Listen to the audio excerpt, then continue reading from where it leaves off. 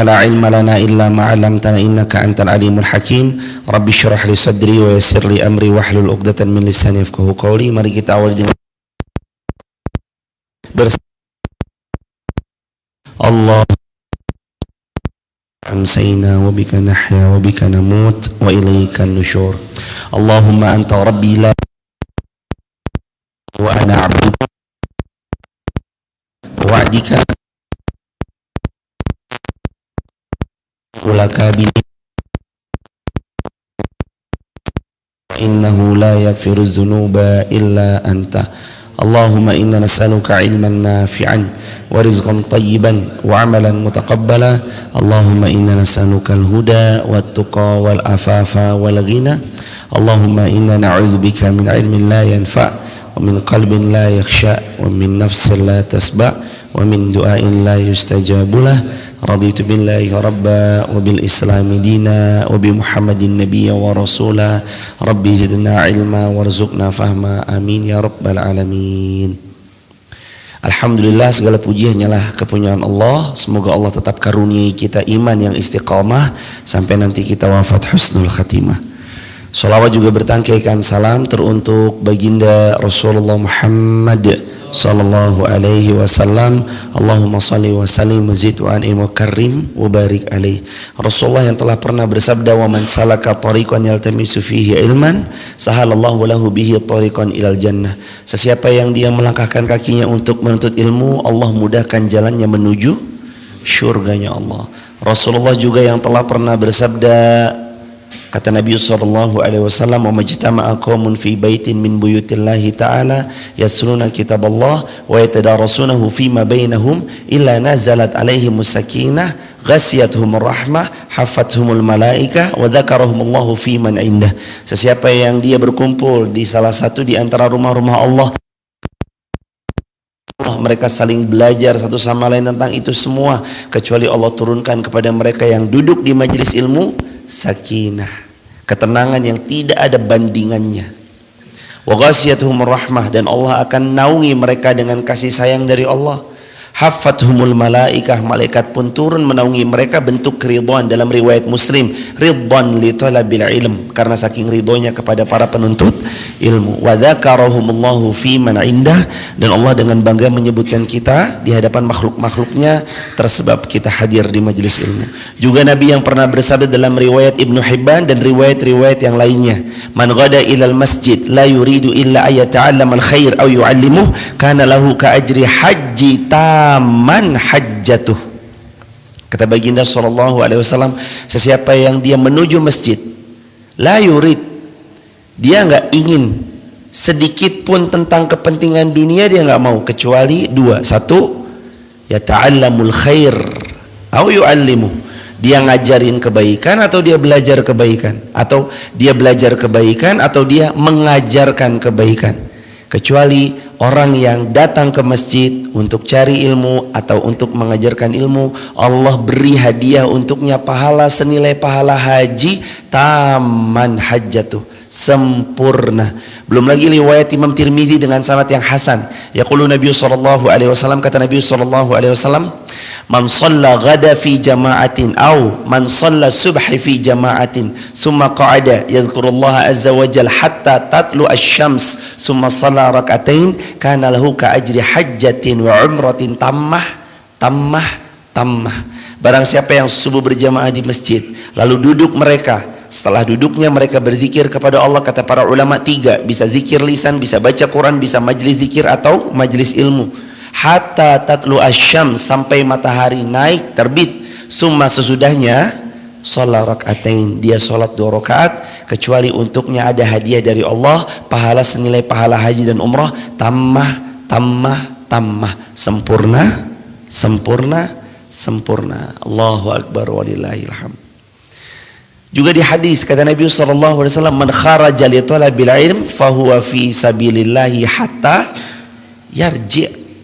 Siapa-siapa yang keluar untuk cari ilmu, Allah catatkan dia seperti orang yang berjuang fi sabilillah sampai dia kembali ke rumahnya. Mudah-mudahan kita semua yang hadir di majelis ilmu ini mendapatkan semua keutamaan yang Nabi sallallahu alaihi wasallam sebutkan insyaallah. Jamaah Al-Baqarah, mohon maaf, Ali Imran ayat 27. Sahabat di TikTok, YouTube, Instagram, silakan dibuka Al-Quran surah Ali Imran ayat 27. A'udzu billahi minasy syaithanir rajim. 1, 2, 3.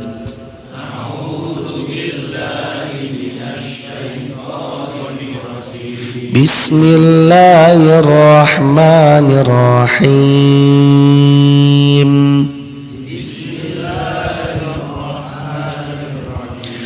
Tulijul laila fin nahar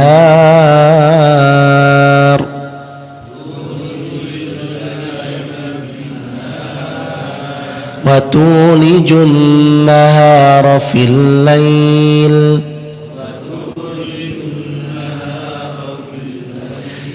wa tukhrijul hayya minal mayyit wa tukhrijul mayyita minal hayy wa tarzuqu man tasha'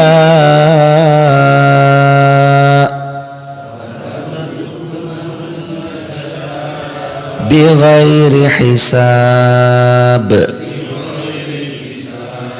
La yattakhidhul mu'minuna al-kafirin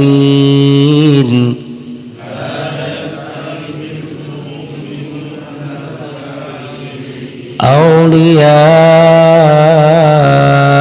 min dunil mu'minin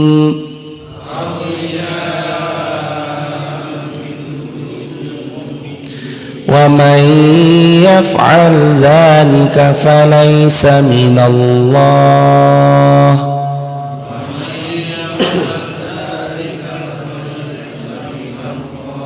falaysa minallahi fi syai'in illa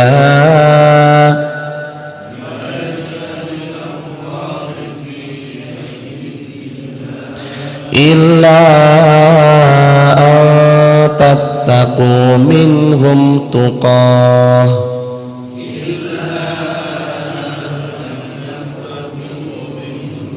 wa yuhaddiru nafsah wa ila Allahil masir. Terakhir, qul in tukhfu ma fi sudurikum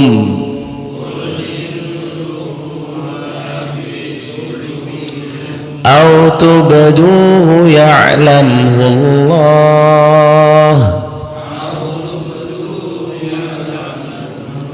wa ya'lamu ma fis samawati wa ma fil ardh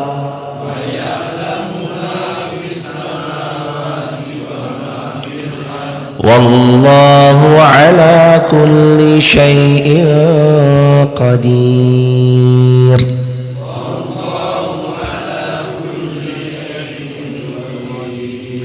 27 Allah berfirman yang artinya engkau masukkan malam ke dalam siang, engkau masukkan siang ke dalam malam, dan engkau keluarkan yang hidup dari yang mati, engkau keluarkan yang mati dari yang hidup, dan engkau berikan rezeki kepada siapa yang engkau kehendaki bi ghairi hisab, tanpa perhitungan. Bagaimana para ulama memandang ayat ini, hadirin jamaah yang dirahmati Allah?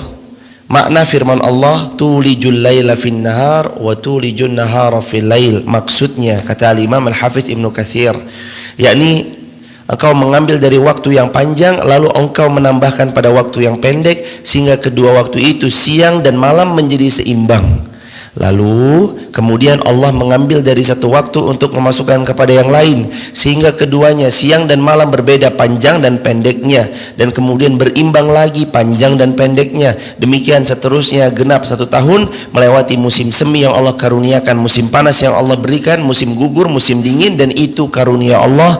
Maha kuasa Allah atas segala sesuatu, termasuk 4 musim bergantinya siang dan malam. Pagi menjadi siang, siang menjadi sore, sore menjadi malam. Pagi di mana manusia diizinkan oleh Allah berangkat untuk mencari apa yang Allah karuniai. Sebelum sore, sebelum petang mereka pulang bertemu keluarga dan cukup untuk satu keluarga.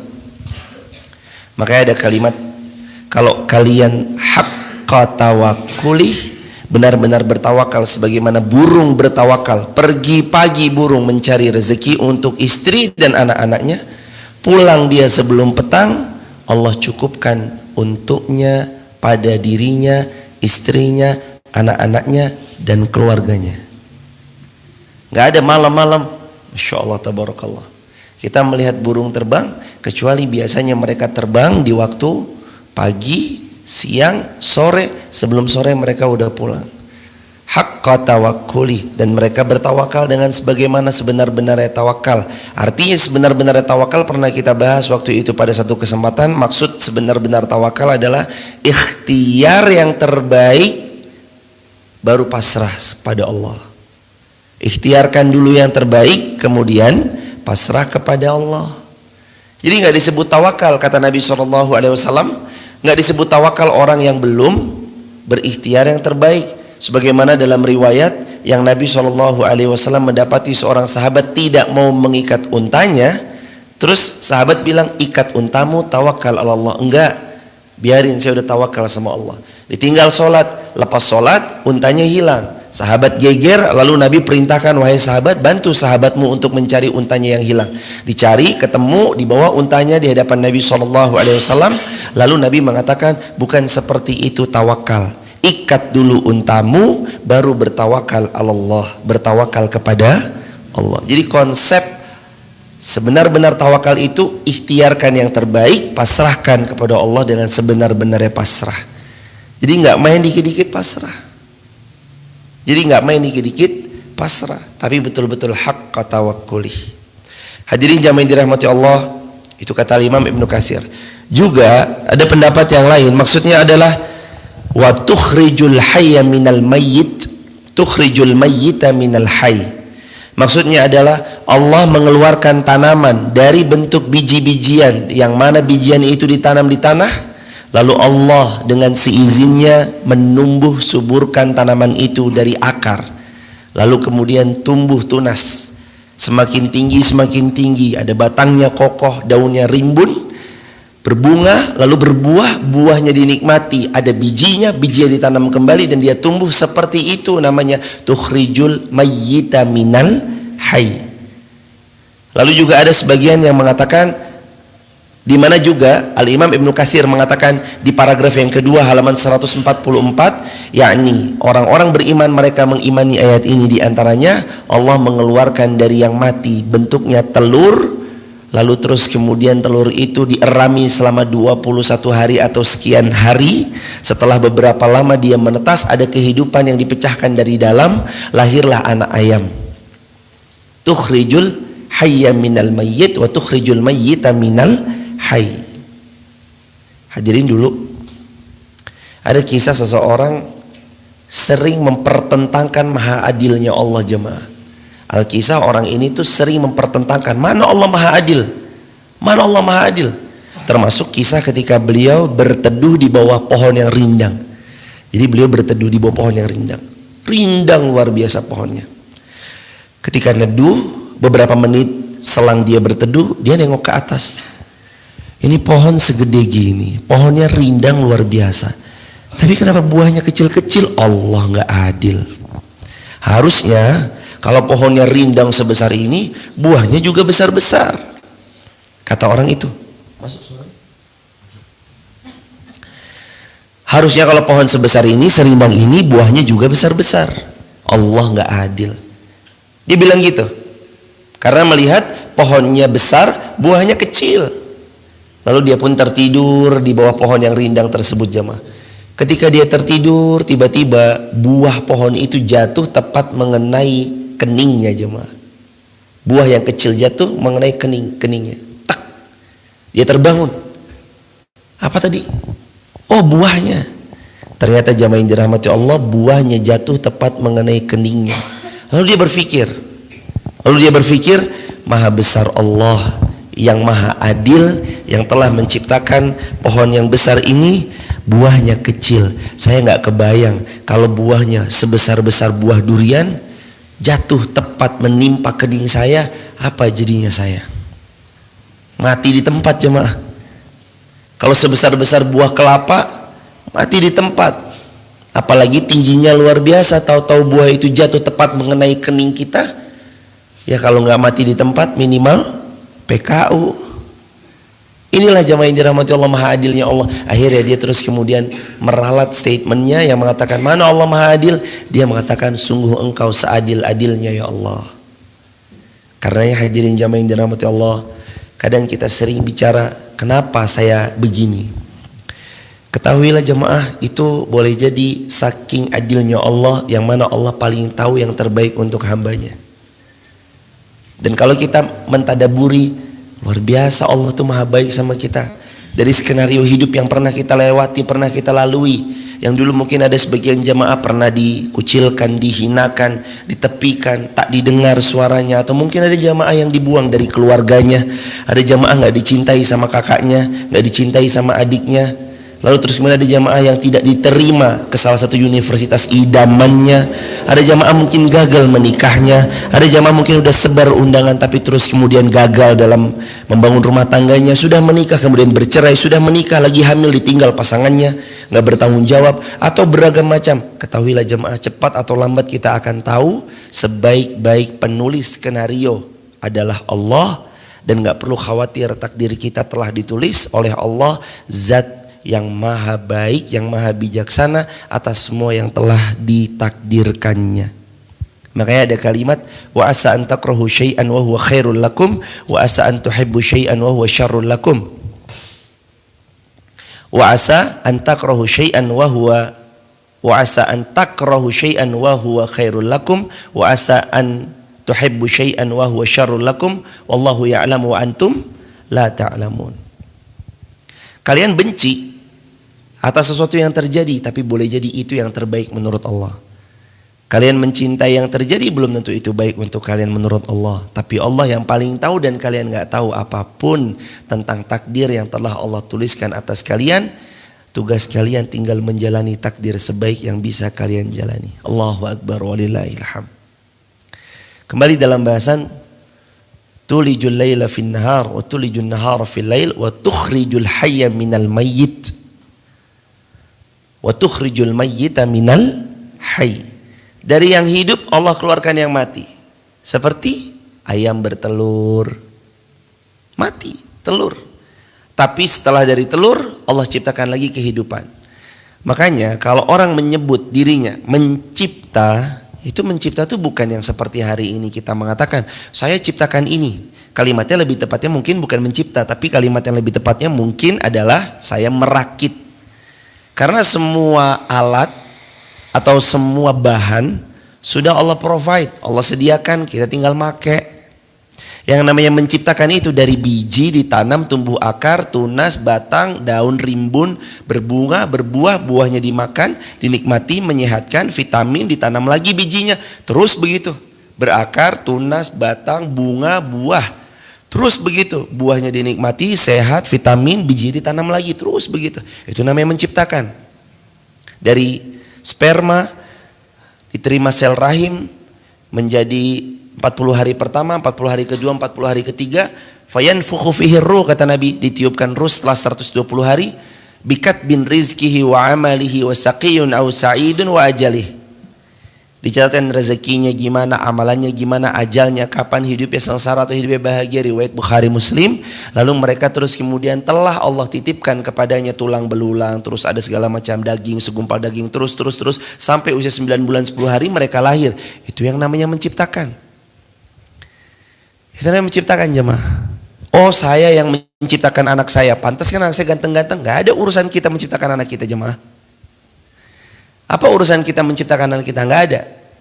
Kita cuma diberikan sama Allah kenikmatan bersama pasangan kita, ibadah dalam perihal ranjang, lalu ibadah itu menghasilkan atas seizin Allah istri kita hamil, melahirkan anak pertama, kedua, ketiga, dan seterusnya. Itu namanya menciptakan. Allah yang menciptakan, bukan kita. Jadi bukan menciptakan manusia itu, tapi merakit, memanfaatkan, menggunakan Kalimat tepatnya itu karena pencipta Al-Khaliq hanya kepunyaan Allah Subhanahu wa taala. Wa tarzuqu man tasya bi ghairi hisab. Pahami baik-baik kalimat ini jamaah agar kita mengerti konsep rezeki yang sesungguhnya. Wa tarzuqu man tasya bi ghairi hisab, dan sungguh Allah benar-benar akan beri rezeki kepada siapa yang Allah kehendaki bi ghairi hisab, tanpa pernah perhitungan. Dunia ini hadirin, sungguh masing-masing insan rezeki sudah tertakar. Tapi bukan berarti masing-masing pihak kita tidak lagi sedikit pun untuk berikhtiar. Enggak, salah. Enggak boleh dipertentangkan antara syariat dengan takdir Allah. Syariat Islam memerintahkan kita untuk ikhtiar. Takdir Allah lah takaran rezeki yang sudah Allah takar. Jadi jangan dipertentangkan antara takdir dengan syariat. Tugas kita dalam syariat, perintah Allah adalah ikhtiar semampu yang kalian bisa. Wabtaghu min fadlillah. Ya kan gitu kata Allah. Kamu cari rezeki yang Allah hamparkan, kamu luaskan lagi apa yang bisa kamu luaskan. Coba kamu ikhtiarkan sekuat tenaga apa yang bisa diikhtiarkan. Jemput rezeki yang Allah hadirkan. Ayo sana keluar, ayo sana cari nafkah. Terus begitu hadirin. Wabtaghu min fadlillah. Jadi ikhtiar itu harus. Rezeki memang sudah Allah takar, tapi ikhtiar itu harus. Terus soalan banyak atau besaran kecilnya, nah itu masuk dalam ayat ini. Kata para ulama, wa tarzuqu man tasya'u bighairi hisab. Allah kasih rezeki kepada siapa yang Allah kehendaki tanpa batas. Apakah rezeki soal tentang kerja keras? Ternyata tidak. Ada bahkan anak kecil berumur 7 tahun punya harta 5 triliun. Hartanya siapa? Harta orang tuanya. Apakah anak kecil 7 tahun itu kerja keras? Bisnis? Dagang all shop? Klik keranjang kuning? Enggak. Karena orang tuanya kaya raya, sehingga orang tuanya wafat, ia pun mendapati warisan yang begitu banyaknya, 5 triliun. Hadirin jamaah yang dirahmati Allah. Ada yang bahkan dari lahir disebut anak sultan. Kenapa? Karena orang tuanya sultan. Rezeki bukan hanya sekedar bicara tentang kerja keras. Kita tahu kerja keras salah satu wasilah datangnya rezeki, betul. Tapi ternyata lebih daripada itu, wa tarzuqu man tasya bi ghairi hisab. Allah sudah takar rezeki itu dengan tanpa batas bagi siapa yang Allah mau. Maka pahami baik-baik sekali lagi jemaah. Tugas kita menjemput rezeki dalam berikhtiar itu hak. Tugas kita berikhtiar dalam menjemput rezeki itu harus. Tapi ingat selalu, kalau ada tetangga kita punya toko, kita pun punya toko dengan jenis jualan yang sama. Ramenya tokomu tak akan mengurangi rezekiku.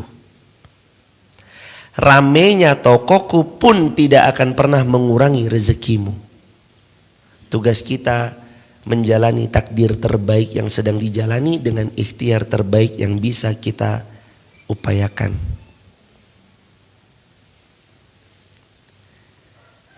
Itu hadirin. Allah bagi rezeki kepada siapa yang Allah mau. Ada orang 24 jam kerja, bisa kalah sama 1 kali orang itu bekerja. 24 jam dia bekerja, bisa kalah sama seseorang yang cuma sekali bilang, halo guys, aku lagi pakai outfit dari ini ya, tap link di bio kalau ada yang mau beli. Cukup dengan kalimat itu bisa mengalahkan 2 bulan dia bekerja.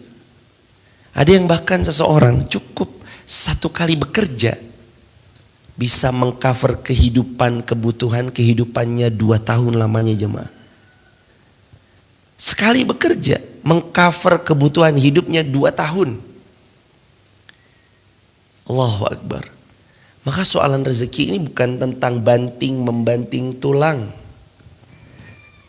Soalan rezeki ini bukan soalan berangkat pagi pulang pagi lagi, berangkat gelap pulang gelap lagi.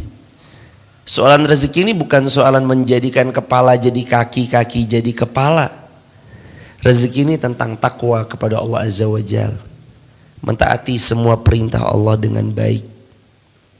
Karena yang bentuknya rezeki itu pasti penuh berkah.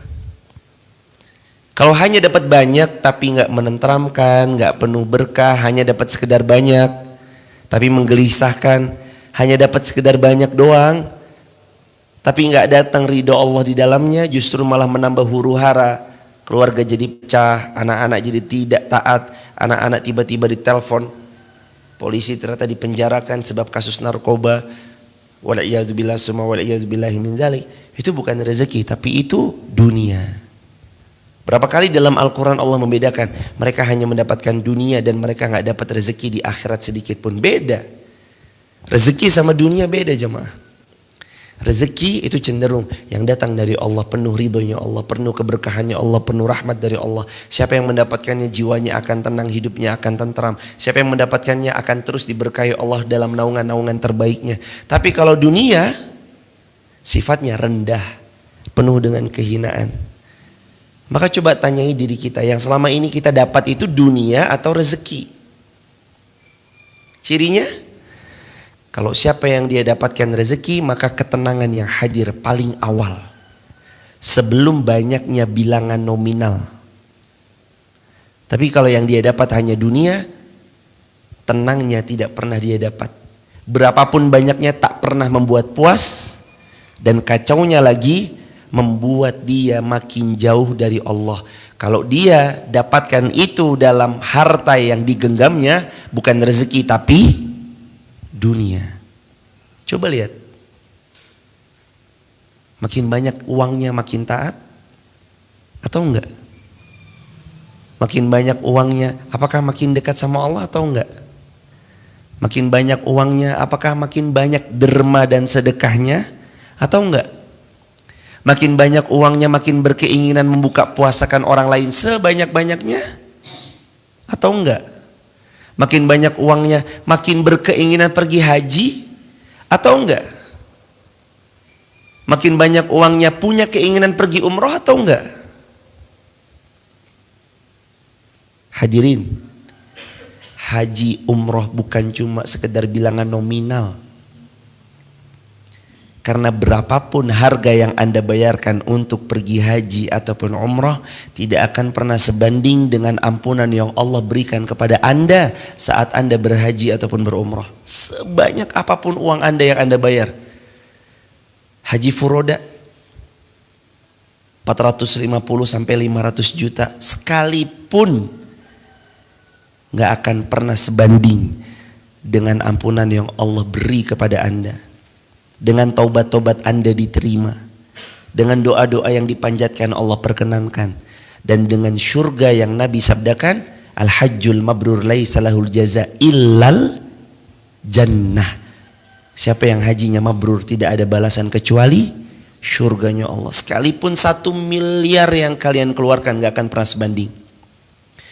Dan teman-teman yang dirahmati Allah, tolong screen video lalu silakan diupload ya. Saya beri kesempatan 5 detik, siapkan screen video, ada nasihat yang bisa disebarluaskan habis ini. Sudah siap? Sahabat TikTok dan sahabat yang lainnya? Dan jamaah offline, dengarkan nasihat yang sederhana ini baik-baik jamaah. Tentang kebaikan, jangan pernah bilang mahal. Tentang amal salih, jangan pernah bilang mahal. Dan tentang apapun yang tujuannya mencari ridho Allah, jangan pernah bilang mahal. Tapi bilanglah, ya Allah, murahkan ini untukku ya Rabb. Ya Allah, murahkan dan mudahkan ini untukku ya Allah. Innama amruhu idza arada syai'an ayyakula lahu kun fayakun. Mahal menurut pandangan manusia, tapi kalau menurut Allah murah, Allah murahkan. Sulit, kamu gak mungkin deh mas Gak mungkin deh mbak, gak usah ngayal sampean. Terlalu tinggi jenengan itu berkhayal. Menurut manusia mereka bisa bilang sulit, mustahil. Tapi kalau buat Allah, enggak. Mudah untuk kamu hambaku, mudah. Sekali lagi, jangan pernah bilang mahal, tapi bilanglah, ya Allah, murahkan, mudahkan, berkahi ini untuk saya ya Allah. Mudah bagi Allah membuat yang mahal jadi murah. Membuat yang sulit jadi mudah. Sangat mudah bagi Allah. Innahu ala kulli syai'in qadir. Di dalam genggaman Allah lah Allah yang maha berkehendak atas segala sesuatu. Allahu Akbar walillahilham. Makanya jamaah yang dirahmati Allah, jangan pernah andalkan, mohon maaf, ilmu yang kita punya. Jangan pernah juga mengandalkan, mohon maaf, harta yang selama ini kita sedang miliki. Jangan pernah juga mengandalkan jabatan yang Anda sedang kuasai. Ada berapa banyak orang punya ilmu tapi gak beramal, hanya pandai beretorika. Termasuk ini tembakan untuk yang berbicara. Ada berapa banyak orang punya harta tapi gak bersedekah. Padahal hartanya yang sebanyak itu tidak akan sedikit pun berkurang jika dia mensedekahkan di jalan Allah, kecuali kata Nabi bal yazdad, justru malah bertambah dan malah bertambah. Ada berapa banyak orang punya kekuasaan tapi tak pernah sedikit pun terbesit untuk menolong agama Allah lewat tanda tangannya.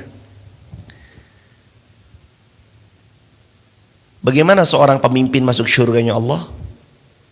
Seorang ustadz, kiai, boleh jadi beliau masuk surga karena ceramah dan tausiah-tausiahnya.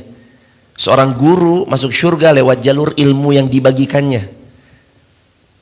Seorang pedagang, dia masuk surga karena harta yang didermakannya. Tapi seorang pemimpin gimana cara masuk surga? Boleh jadi seorang pemimpin itu masuk surganya Allah dengan mudah. Sebab tinta yang digoreskan di atas kertas, tanda tangannya. Mereka masuk surga sebab tanda tangannya. Kata Nabi SAW, sab'atun yudhilluhumullahu fi dhillihi yawma la dhilla illa dhilluh. Ada hari di mana enggak ada naungan kecuali naungan Allah. Pada hari itu Allah beri mereka naungan Allah spesial untuk 7 golongan. Yang pertama kali Nabi bilang, sebelum 6 rangkaian-rangkaian yang Nabi sebutkan, kata Nabi yang pertama kali masuk surga, dapat naungan yang begitu hebatnya, al-imamun adilun, imam yang adil. Imam yang adil jemaah. Allahu Akbar. Semoga Allah karuniai negeri ini pemimpin yang adil, amanah, patuh, tunduk kepada semua syariat-syariat Allah Subhanahu wa taala. Amin ya rabbal alamin. Ayat 28. Jadi tentang watarzuqu man tasya, clear ya jemaah. Rezeki sudah tertakar tak mungkin tertukar, tugas kita adalah wajibnya untuk berikhtiar. Tulis di kolom komentar sahabat, rezeki tertakar tak mungkin tertukar, tugas kita wajibnya adalah berikhtiar. Lalu bertawakal kepada Allah. Ayat 28. La yattakhidhul mu'minuna al-kafirina awliya min dunil mu'minin. Allah berfirman, janganlah orang-orang mukmin menjadikan orang-orang kafir menjadi wali dengan meninggalkan orang-orang mukmin yang sebenarnya lebih pantas untuk dijadikan wali atas mereka. Allah, coba diperhatikan bagaimana para ulama menjelaskan ayat ini jemaah supaya nggak salah paham. Allah melarang hamba-hambanya yang beriman kepada Allah untuk menjadikan orang-orang kafir sebagai wali atau pemimpin. 1. 2. Menjadikan mereka sebagai orang yang kalau dalam bahasa sini lebih mudahnya, menjadikan mereka sebagai orang yang mengatur dalam syariat kalian berkehidupan sedangkan Allah punya syariat. Dilarang. Jadi yang 2000 berapa belas, pada tahun 2000 berapa belas itu pernah viral tentang milih A atau milih B, ya memang sebenarnya dalam ayat sudah ada. La yattakhidhul mu'minuna al-kafirina awliya. Jangan jadikan di luar orang-orang beriman, yakni mereka yang kufur, sebagai awliya.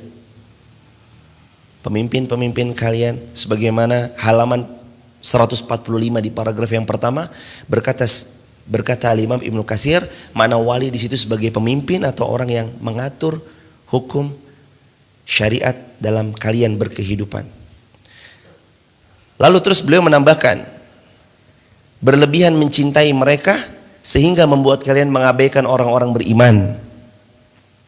Teramat sangat condong kepada mereka sehingga kemudian kita nggak punya rasa kepada orang-orang beriman. Kemudian Allah mengancam siapa-siapa yang berbuat hal-hal yang barusan disebut, wa may yaf'al dzalik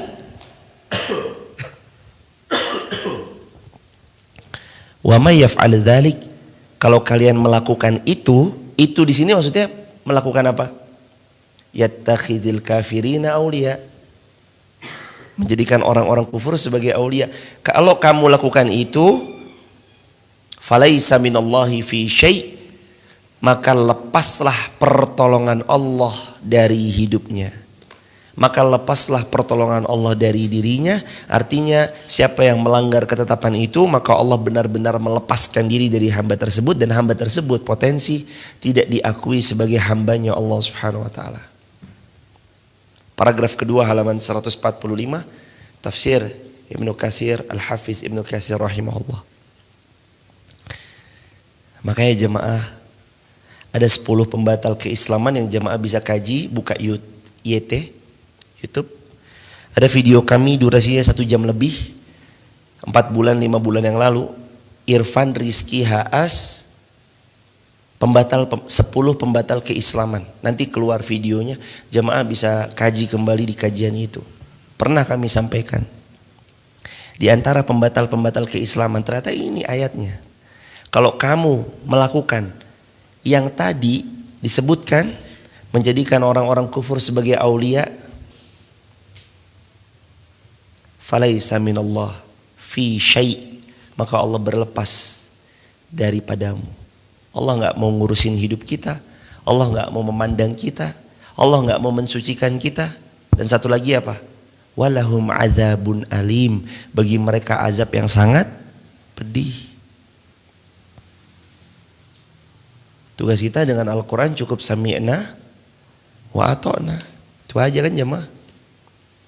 Wa may yaf'al dzalik falaysa minallahi fi syai', kalau kamu lakukan itu, yattakhidul kafirina la yattakhidul mu'minuna al-kafirina awliya, kamu enggak ngambil orang beriman tapi kamu lebih condong kepada mereka-mereka yang kufur, lalu kamu pilih mereka sebagai pemimpin, falaysa minallahi fi syai', Allah enggak mau nanggung hidupmu, Allah enggak mau. Falaysa minallahi fi syai', Allah enggak mau mengcover hidupmu, Allah enggak mau. Falaysa minallahi fi syai', Allah sedikit pun enggak mau terlibat dalam urusan hidupmu kecuali Allah berlepas diri. Sana hidup sama apa yang selama ini kamu gantungkan, wal iyazubillahi min dzalik. Dan kalau hidup udah enggak dibersamai Allah, apa rasanya jemaah? Sedangkan Nabi saja sallallahu alaihi wasallam terus ingin bersama Allah. Kata Nabi sallallahu alaihi wasallam, wala takilni ila nafsi tarfata ain. Ya Allah, jangan tinggalkan aku walau sekejap mata. Lalu Allah berfirman, illa an tattaqu minhum tuqah, kecuali karena siasat memelihara diri dari sesuatu yang ditakuti dari mereka. Illa, ada pengecualian di sini. Kecuali apa? Siasah. Karena ada sesuatu yang lebih besar dalam maslahat. Pernah kejadian enggak? Pernah waktu itu ada seorang anaknya Ammar, namanya anaknya Yasir sama anaknya syahidah pertama dalam Islam. Anaknya Yasir namanya Amr. Amr ini pernah disuruh untuk, wahai Amr, kufur kamu kepada Muhammad. Amr waktu kecil, masih kecil jemaah, disuruh kufur. Lalu Amr bilang, iya kufur. Amr bilang, unta ini Tuhan saya. Amr bilang, unta ini Tuhan saya. Anaknya Sumayyah nih, sama anaknya Yasir. Lalu Amr menangis sedih dalam hati karena telah mengakui unta sebagai Tuhannya. Amr datang pada Rasulullah, ya Rasulullah, gimana saya ya Rasulullah? Saya takut ya Rasulullah kalau di seperti ini kan, di seperti itu kan. Melihat ibu saya yang ditusuk dari kemaluan, ditombak dari kemaluan sampai ujung kepala dan mati syahid. Sebagai syahidah pertama dalam Islam, Sumayyah. Ayah saya Yasir mati syahid. Saya takut ya Rasulullah, bagaimana ya Rasulullah? Kata Nabi SAW, wahai Ammar, kalau nanti kamu disuruh lagi, ucapkan lagi. Karena sungguh ucapanmu itu tidak merubah hatimu, karena hatimu telah beriman. Kecuali siasah, ada pengecualian. Kalau ada siasah di dalamnya, illat, ada pengecualian. Antat takum minhum tuqah, ada siasah untuk memelihara diri dari sesuatu yang dia takuti. Contohnya kisahnya Ammar ibn Yasir. Wa yuhadzirukumullahu nafsah wa ilallahil masir. Dan Allah memperingatkan kepadamu terhadap diri dan siksanya, dan hanya kepada Allah sajalah kalian dikembalikan. Allahu Akbar. Walillahilham. Hadirin jamaah yang dirahmati Allah, maka kalau ada di antara kita hendak mengambil pemimpin, pilihlah kaum muslimin, pilihlah orang-orang beriman, dan jangan memperbandingkan dengan yang tidak apple to apple. Kadang seringkali kita diperbandingkan dengan perbandingan yang gak apple to apple. Lebih baik mana? Yang muslim tapi korupsi atau yang non muslim tapi jujur? Ini gak apple to apple kan? Kalimatnya yang jelas. Muslim jujur atau yang non muslim sama jujurnya, jelas. Itu apple to apple. Jadi kadang komparasi yang ditawarkan itu gak apple to apple, sehingga membuat kadangkala tersudutkan salah satu pihak. Karena komparasinya gak apple to apple. Dan statement ayat ini jelas jemaah. Arahnya kemana itu udah jelas jemaah. La yattakhidul mu'minina al-kafirin. Jangan kamu orang-orang beriman telah mengambil orang-orang beriman al-kafirina aulia, orang-orang kufur sebagai aulia, orang-orang yang kalian jadikan mereka pemimpin sehingga membuat seluk-beluk hidup kalian diatur oleh mereka, dan sehingga membuat kalian jauh dari syariat-syariat Allah karena mereka berhukum kepada hukum selain Allah. Hadirin, ayat berikutnya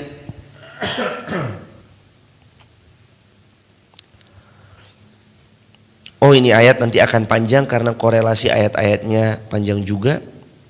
Qul in tukhfu ma fi sudurikum aw tubduhu ya'lamuhullah. Ini ayatnya bahasanya cukup panjang.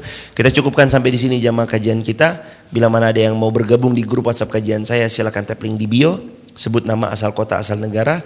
Mohon dimaafkan atas segala keterbatasan apa yang kita punyai. Mudah-mudahan Allah ridhoi apa yang sedang kita upayakan. Selamat beribadah, mencari nafkah bagi yang bekerja, berniaga bagi yang berjualan. Semoga Allah ridhoi rezeki yang kita dapati, dan semoga rezeki yang kita dapati bermanfaat bagi banyak umat, mengundang kita menjadi hamba yang lebih taat, lebih dekat dengan Allah Subhanahu wa taala. Barakallahu fikum. Silakan jamaah yang dirahmati Allah, kalau ada yang mau didiskusikan, waktu dan tempat dipersilakan. Ada pertanyaan dari YouTube? Belum ada? Mari jemaah kita tutup dengan hamdalah bersama-sama. Alhamdulillahirabbil alamin.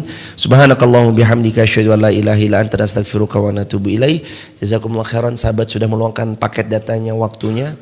Jemaah offline juga sudah berkenan untuk duduk bersama-sama dengan segala bentuk kelebihan dan kekurangan. Semoga Allah ampuni dosa kita semua, dan semoga Allah kumpulkan kita di dunia, Allah kumpulkan lagi kita di syurganya kelak.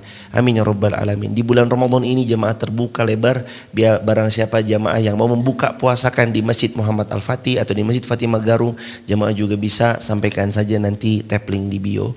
Juga jamaah yang berkenan untuk membersamai pembangunan masjid yang lantai 2-nya, lantai 1 sudah jadi jamaah. Alhamdulillah dipakai sejak 14 November 2022 tahun lalu. Sekarang lantai 2-nya sudah proses untuk begesting antar balok. Sebentar lagi akan mau dicor. Siapa yang mau membersamai silahkan dibersamai. Mudah-mudahan ini menjadi rezeki buat kita bersama-sama. Semoga Allah pilih harta kita menjadi jariah yang memberatkan timbangan amal kebaikan di hari kiamat. Insya Allah juga mudah-mudahan kita berhaji dan berumrah. Dan insya Allah mudah-mudahan kita sama-sama biidznillah bisa terus datang ke Baitullah lagi dan lagi atau untuk yang pertama kali. Barakallahu fikum. Rabbana atina fid dunya hasanah wa fil akhirati hasanah wa qina adzabannar wa adkhilnal jannah ma'al abrar ya azizu ya ghaffar ya rabbal alamin. Subhana rabbika rabbil izzati amma yasifun wa salamun alal mursalin walhamdulillahi rabbil alamin. Barakallahu fikum. Salam takzim keluarga di rumah. Tap link di bio kalau ada yang mau bergabung di grup WhatsApp kajian saya. Assalamualaikum warahmatullahi wabarakatuh.